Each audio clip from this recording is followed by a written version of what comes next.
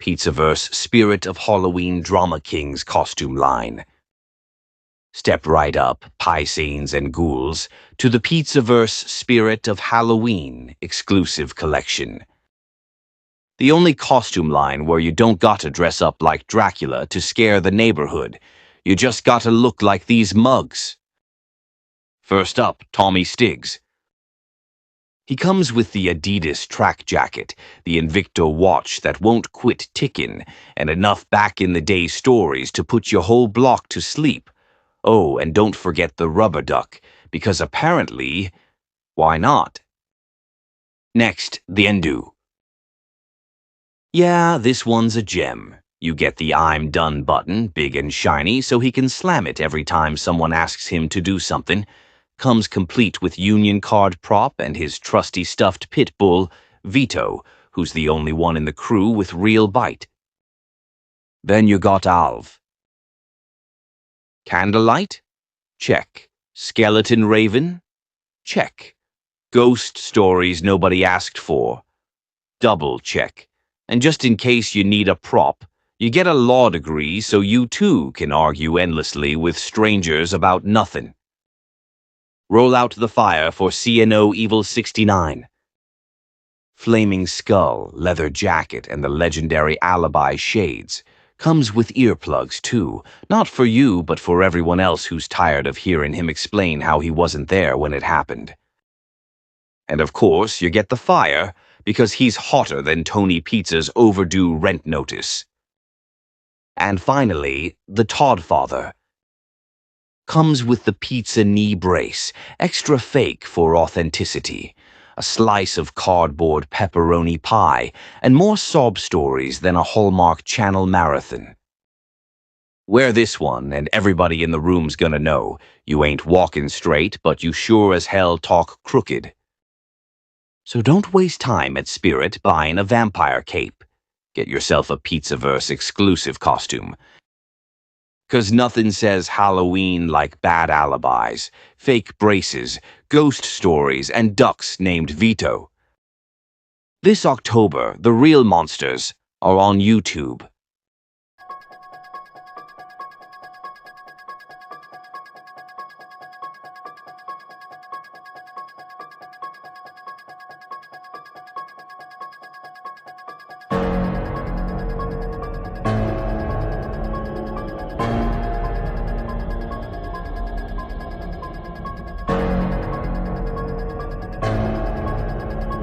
What the fuck you doing in there, you prick?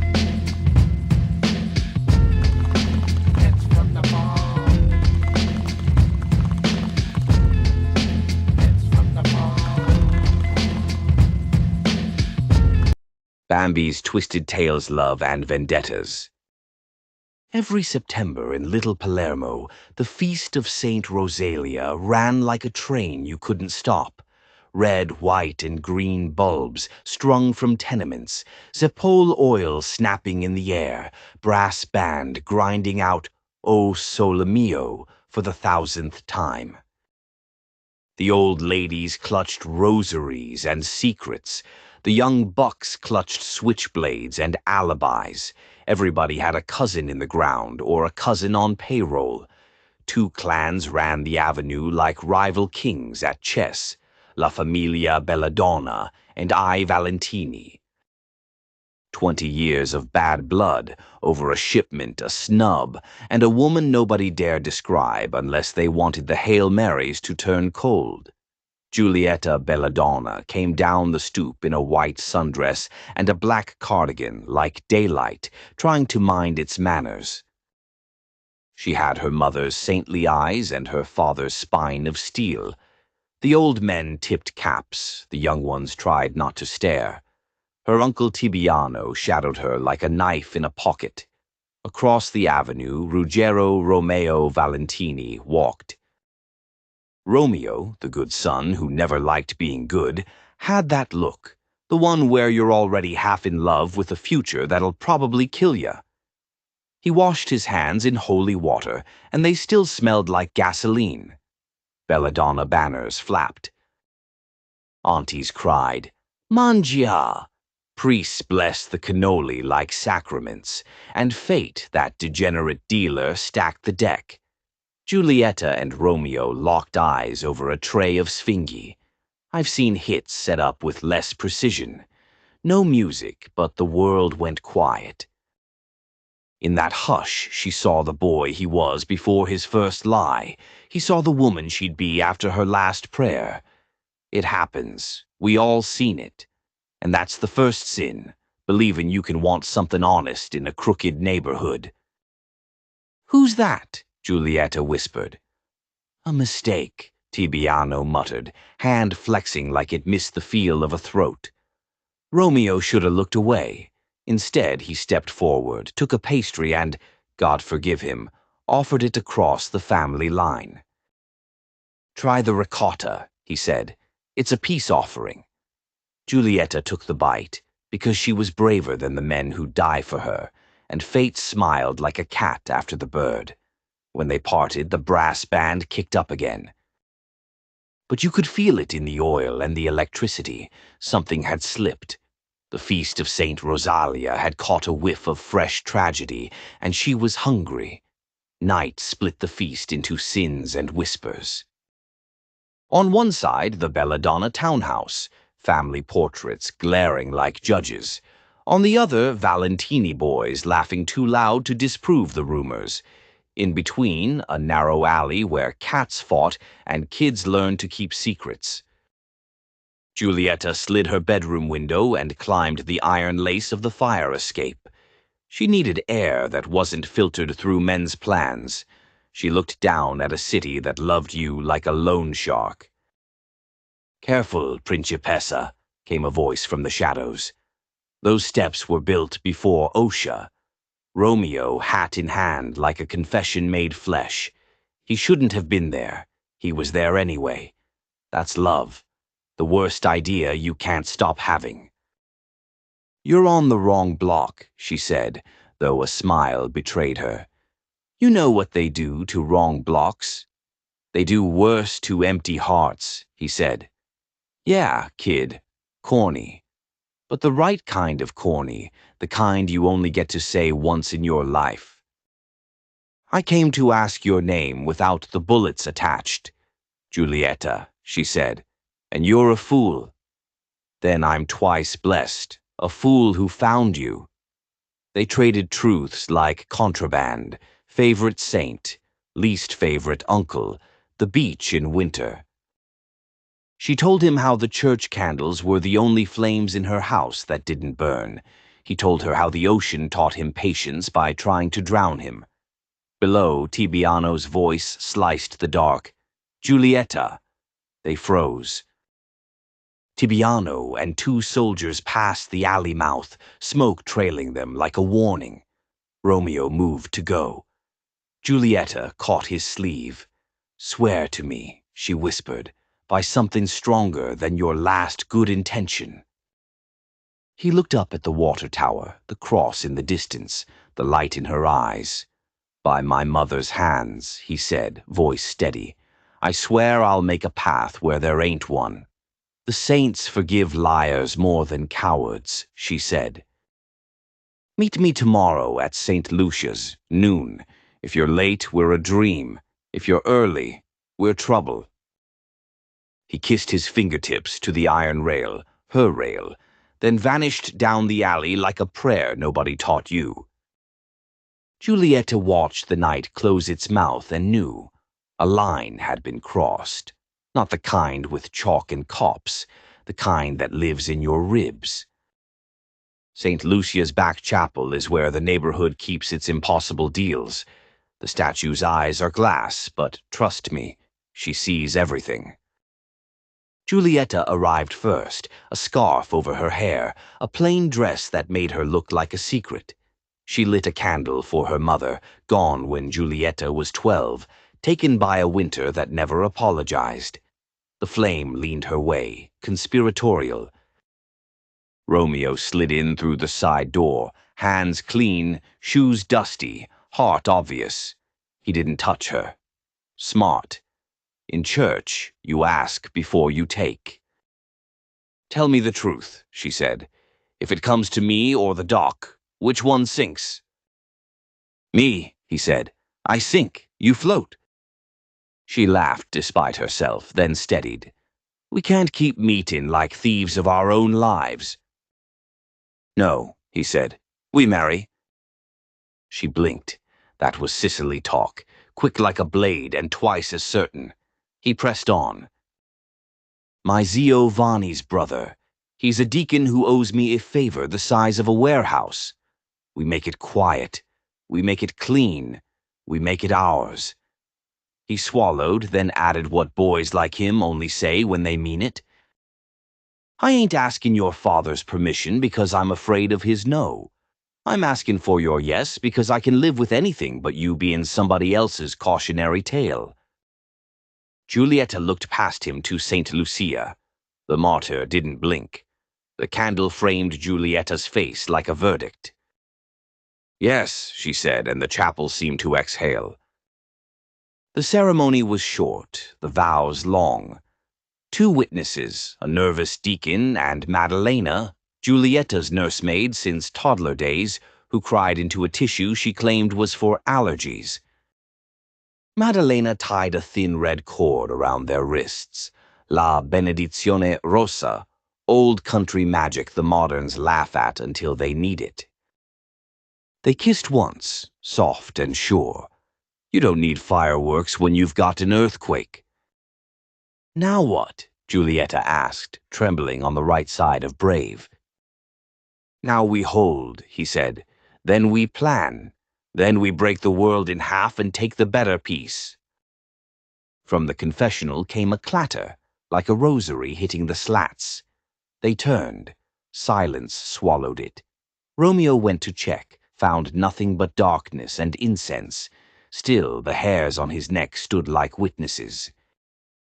Later, when the tragedy got tall, we learned Tibiano had a man in the box, listening like Judas. But for one blessed hour they were husband and wife, and nobody had their names on a ledger. Feast's end. Bills come due.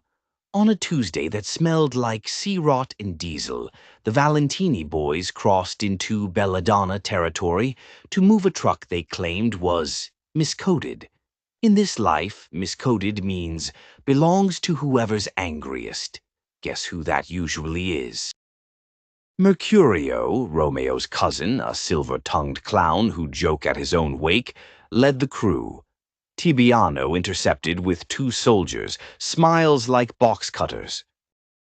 "Aye, Merc," Tibiano crooned. "Why you bringin' this circus cart to my curb? We short on elephants." Mercurio grinned. "Figured you'd need something to haul that ego." Words like that, they cost. Tibiano flicked his cigarette, ash landing on Mercurio's cuff like a bad omen. "Apologize," he said, soft, almost tender. "Or I change your wardrobe to black." Mercurio bowed, dramatic. "I apologize for making your day interesting." Steel flashed. The block went silent except for the soft suggestion of violence. Romeo came the instant he heard, ran the lights, hopped the curb, skidded into the standoff like a man trying to outrun fate. He got between them, palms open. "Ty," Romeo said, using the old nickname like a relic. "We got no quarrel today." "You got married in my church," Tibiano replied, voice shockingly calm. Mercurio's grin died. Romeo's blood froze. "You heard," he began. "I hear everything that matters," Tibiano said, "and some things that don't. Your sin? That matters." He lunged. Mercurio stepped. Blades argued. "I won't paint it red. This ain't that kind of story. But when men like these move, the world learns new cracks." Brooklyn breathes through shadows. You can hear it in the subway tracks, smell it in the steam rising off the manholes. And standing in the middle of all that weight, Nick Palermo. He wasn't born into an easy name. His father, Frankie Palermo, left behind more enemies than friends, more blood on the sidewalk than ink in the ledger. When Frankie got clipped, Nick learned quick. Brooklyn don't give you mercy, it gives you tests.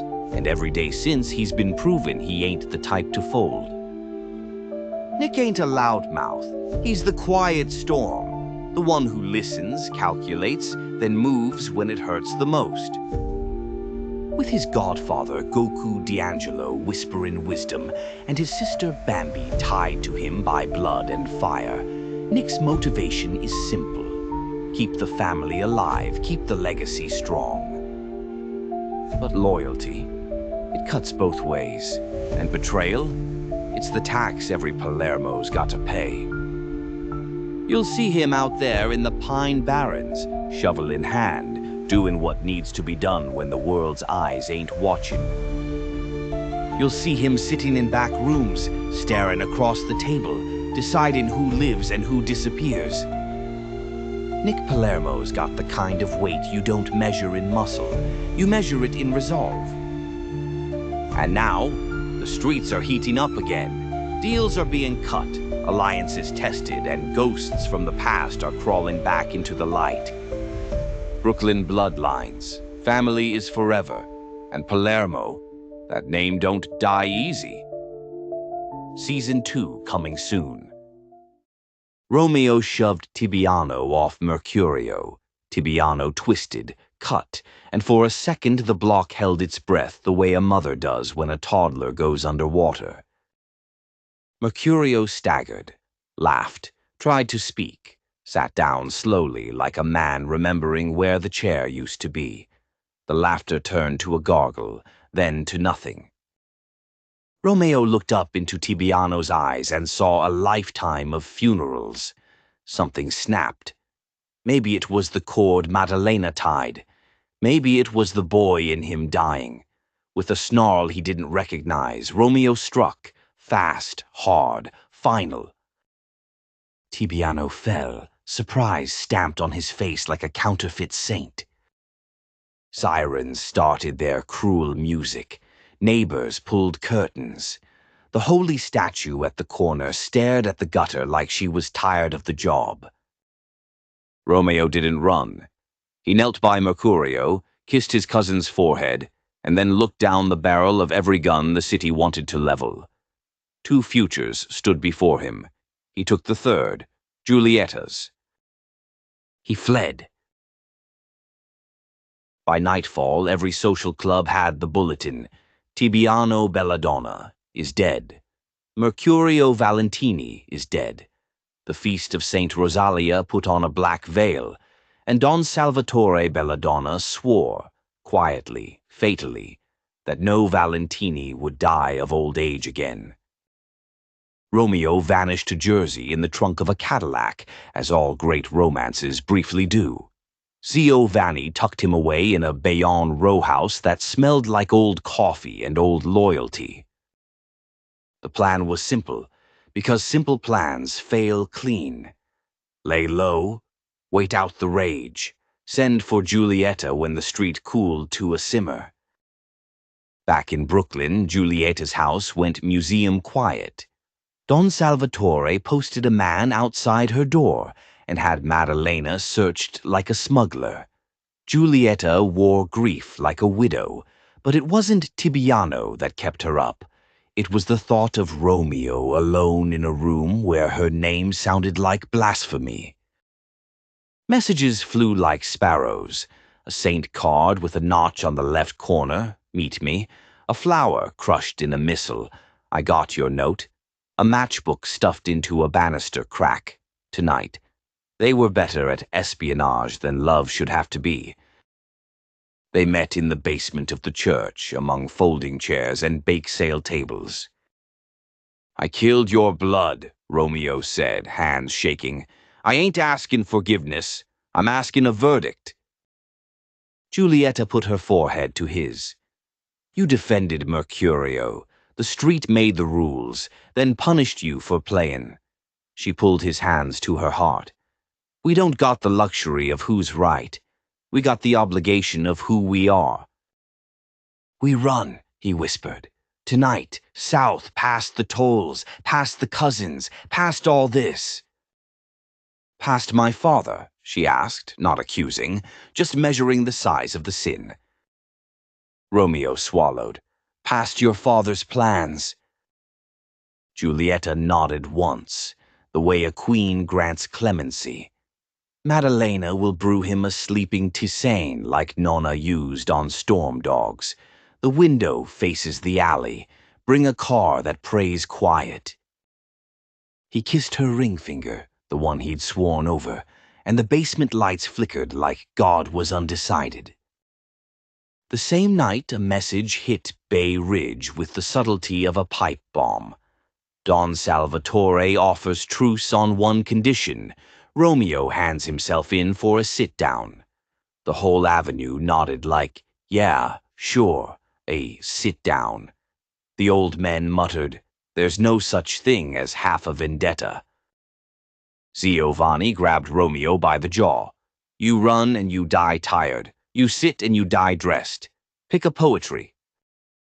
Romeo chose the worst option, hope. He sent word, "I'll come," but I bring a priest. It was either brilliant or suicidal. Around here, we confuse the two. They chose neutral ground, an old sugar warehouse by the water, floorboards perfumed with 100 years of spilled sweetness and spilled lies, a bare bulb, a folding table, 2 carafes, wine and water, priests like props, men like symbols. Don Salvatore arrived in a suit that looked borrowed from Judgment Day, his eyes coal washed in ice. Beside him walked Brother Leone, the priest who'd baptized half the neighborhood and buried the other half. Valentini men arrayed on the far side like saints no one prayed to anymore. In the middle stood Romeo, unarmed, and I swear to God the kid looked taller than the war. "Boy," said Don Salvatore, the word landing like a gavel, "do you know what my sister will do at Tibiano's grave when she sees your name is the only flower?" Romeo met his stare. "I'll bring her lilies myself." A murmur. Even Brother Leone's eyelid twitched. "You think brave is the same as smart," the Don said, pouring wine. He didn't drink. "It ain't. Brave is what fills cemeteries. Smart is what fills family photos." Romeo clasped his hands to stop the tremor. "Smart had 20 years to do its job. Brave is all I got left."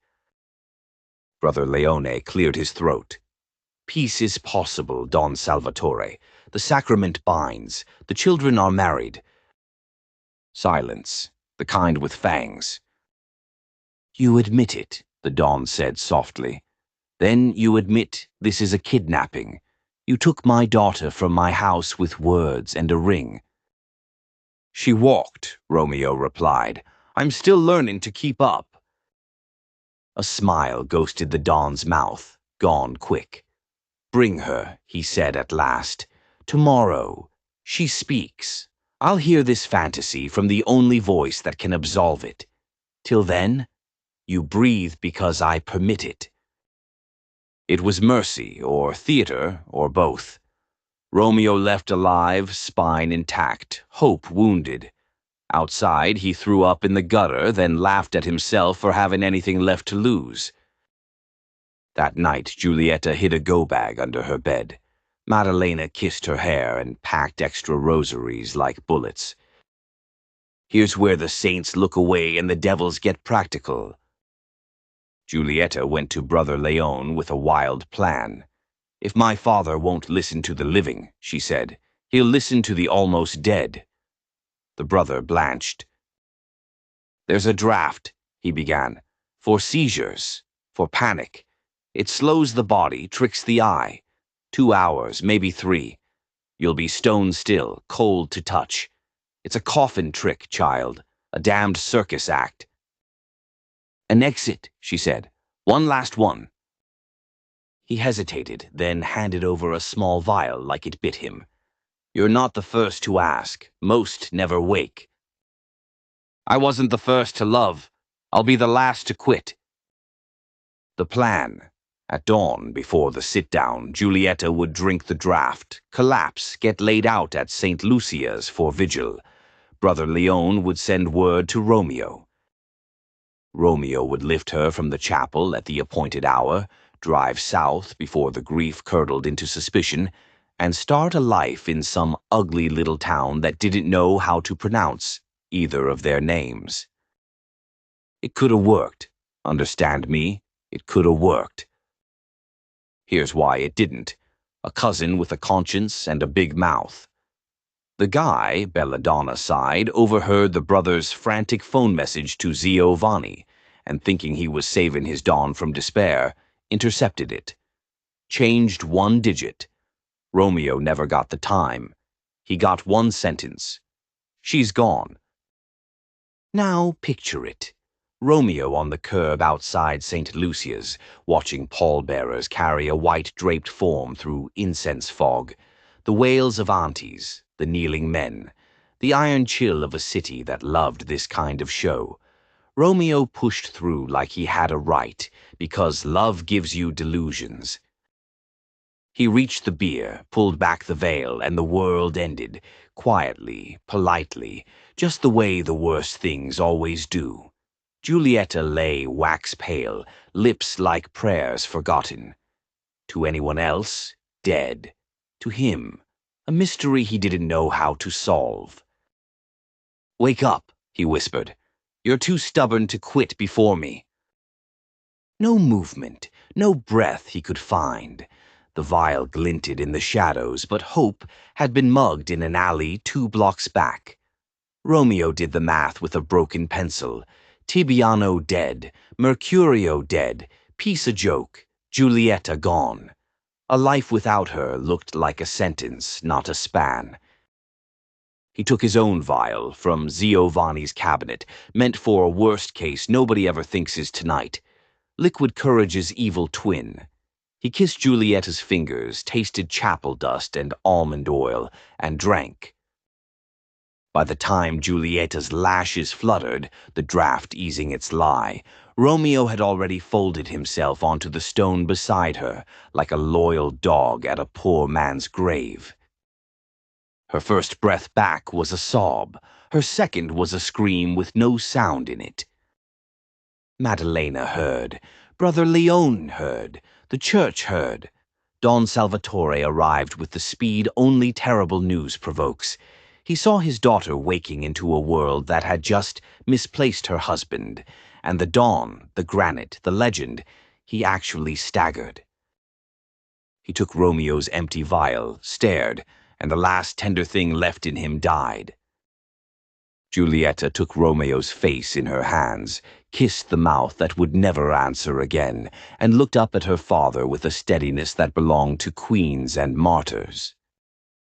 "You wanted a peace," she said. "You made a cemetery." Don Salvatore bowed his head like the night had weight. "I wanted order," he said. "I forgot the price." What happened next? Depends who's telling it. Some say Giulietta took the brother's knife and followed Romeo past the veil. Some say she lived long, a nun with a noose of rosaries. Here's what I know, because I was there, in the back, hat in my hands, heart in my throat. She didn't die that day. She stood. She faced her father. She put one hand on Romeo's chest like a vow. "No more," she said.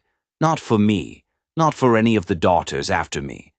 Then she walked past every gun like they were furniture. Don Salvatore didn't stop her. Couldn't. Some forces you don't point a pistol at. She left the city with Maddalena that night. North, not south. The convent at St. Catherine's took them in. She lived quiet under a new name that meant mercy. She wrote no letters. She lit a candle for a man who'd turned bravery into a bridge she could never cross.